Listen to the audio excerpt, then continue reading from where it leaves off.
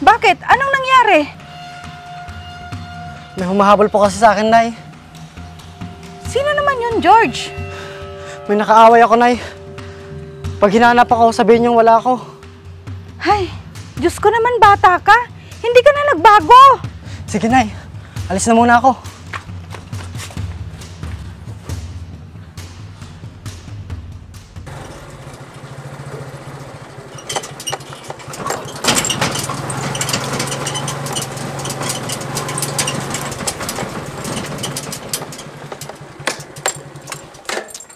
Tao po! Tao po!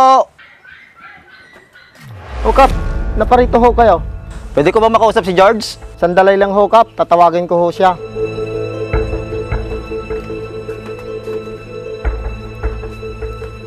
Anak, gusto ko raw makausap ni Kapitan.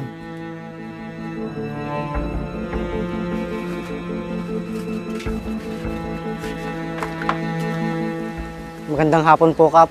George, pwede ba kitang makausap? Tungkol saan naman yun, Kap? May pakiusap lang ko sa'yo. Kung pwede sana, umalis ka muna rito sa atin. Bakit naman ho, Kap? Marami na kasi nagre-reklamo tungkol sa'yo. Kung gusto mo, bibigyan kita ng pera. Umalis ka muna rito sa atin.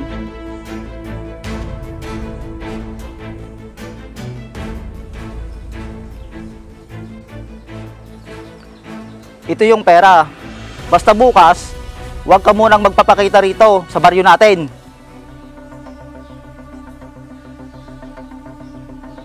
Sige ho, Kap. Oh, paano yan? Hindi na ako magtatagal. Alis na ako.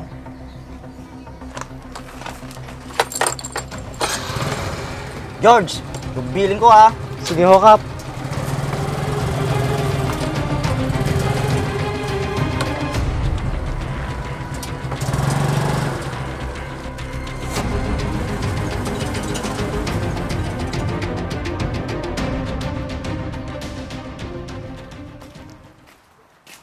Ate, O George, napadalaw ka. ate, dito na muna ako sa inyo. Bakit biglaan naman yata yung luwas mo? Mahabang kwento, ate. Upo ka muna. Siguro may ginawa ka na naman sa probinsya, kaya ka napaluwas. Sinasabi ko na nga ba eh. Iniwan mo dun si nanay at tatay? Ate, okay lang naman sila nanay dun sa atin. Oo, okay sila dun. Pero ako naman yung guguluhin mo dito. Ate naman, magpapakabait naman ako dito sa inyo. Siguraduhin mo lang. Oo, ate, pangako po. Sus, kumain ka muna dun sa kusina. Salamat, ate. Ang bait mo talaga.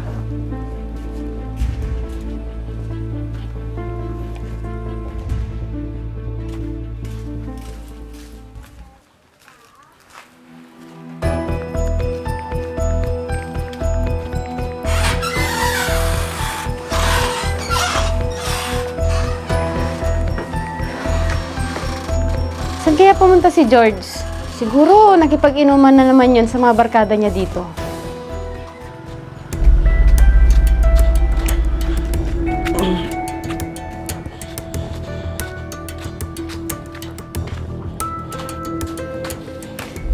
Sinasabi ko na nga ba eh! Nakipag-inuman ka na naman sa mga barkada mo! Konti lang naman, ate. Nagkasiyahan lang kami ng mga barkada ko. Ang sabihin mo, hindi mo talaga maiwasan ng inuman, kahit saan ka dalhin. Pagbigyan mo na ako, ate.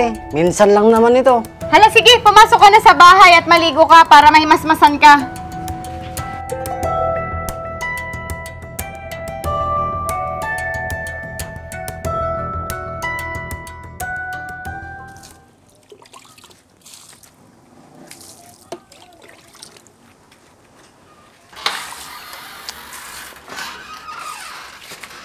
Ate, pengi ako ng pera. O bakit? Anin mo yung pera? Basta, sige na. Ayaw mo? Wala akong pera ngayon. Kung ayaw mo, hindi kita patatahimikin dito sa bahay.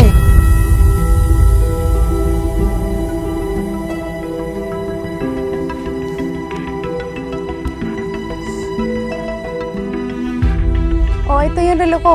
Ibenta mo. Para magkaroon ka ng pera. Sige, akin na yan.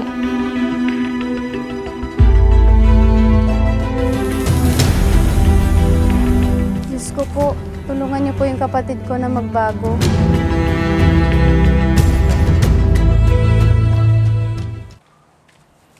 Nay! Nay! Oh, anak, napauwi ka. Nay, dito muna ako. Sige anak, kumain ka na ba? Opo, Nay. Kanina, bago ako tumuloy dito. Ah, ganun ba?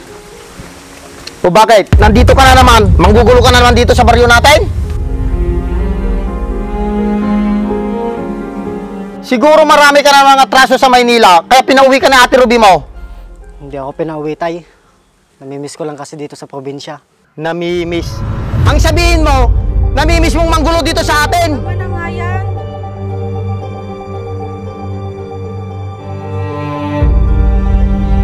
Ewan ko ba kung bakit nagkakaganyan ka?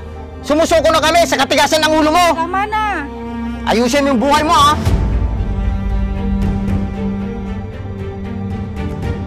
Nay, magpapahinga muna ako. Sige anak.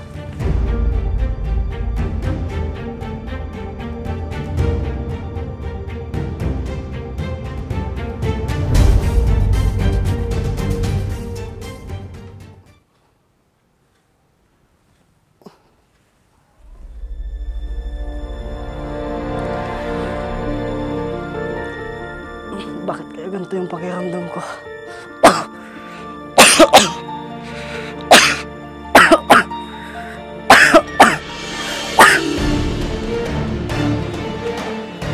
Anak, bakit?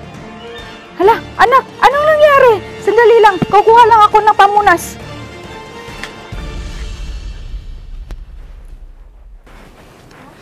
Nay, parang iba yung nakakamdaman ko. Ang sakit ng dibdib at likod ko. Hala, magpa-check up ka na kaya. Baka iba na yan. Sandali lang, at tatawagin ko ang tatay mo. Sige po, Nay.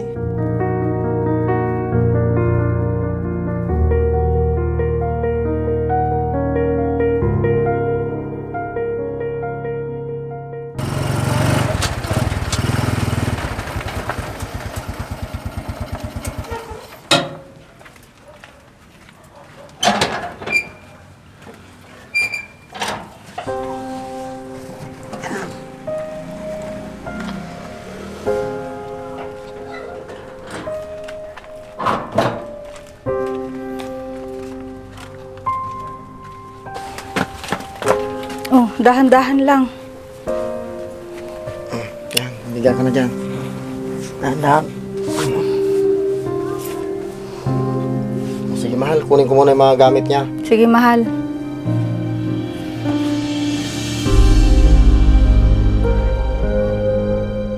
Diyos ko, patawarin niyo po ang anak ko sa mga kasalanan niya.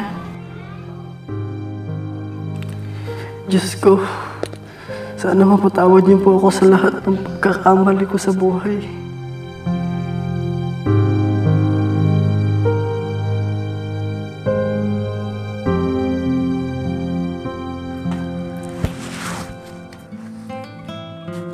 Kumusta ang anak mo?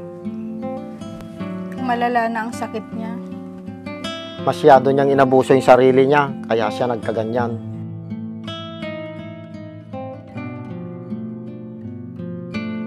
Sana gumaling pa ang anak natin. Sana nga, Malu.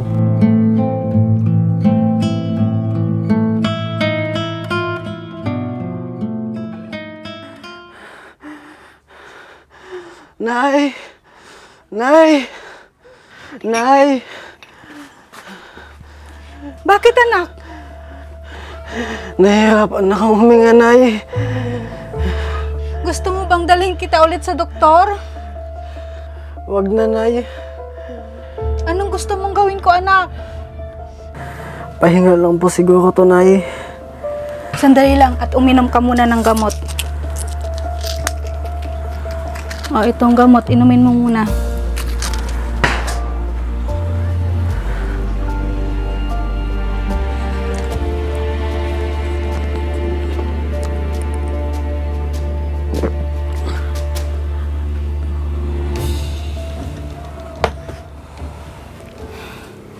Salamat po, Nay. Nay, sorry po sa mga nagawa ko sa inyo ni tatay at ni ate. Pati na din sa lahat ng nasaktan ko. Hindi ako naging mabuti sa kapwa ko. Sana lahat sila mapatawad ako. Alam ko, mapapatawad ka rin nila, anak. Kung bibigyan lang ako ng Diyos ng pangalawang buhay, itutuwid ko lahat ng mga pagkakamaling nagawa ko. Ipaparamdam ko sa inyo na mahal ko kayong pamilya ko.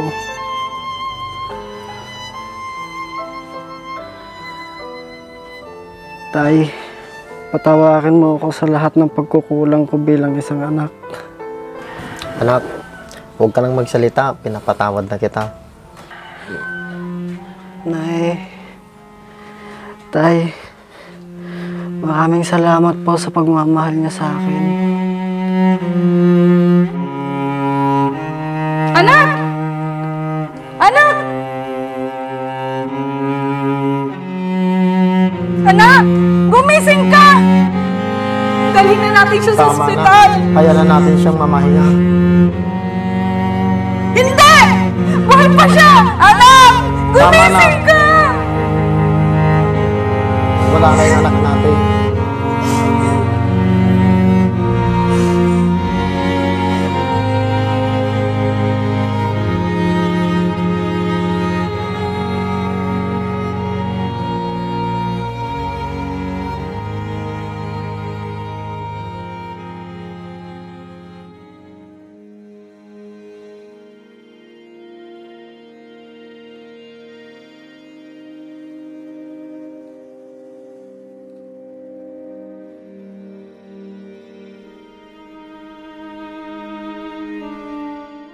Mahal, saan ba ako nagkamali sa pagpapalaki ng anak natin?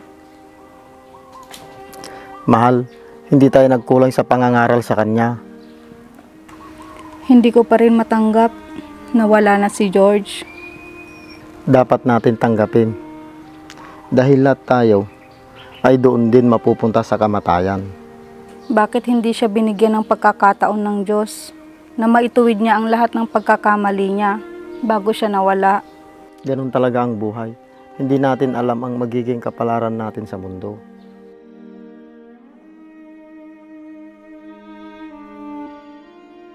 Basta't piliin natin maging mabuti. Dahil ang Diyos lang ang manghuhusga kung saan tayo dadalhin. Kapag wala na tayo sa mundong ito.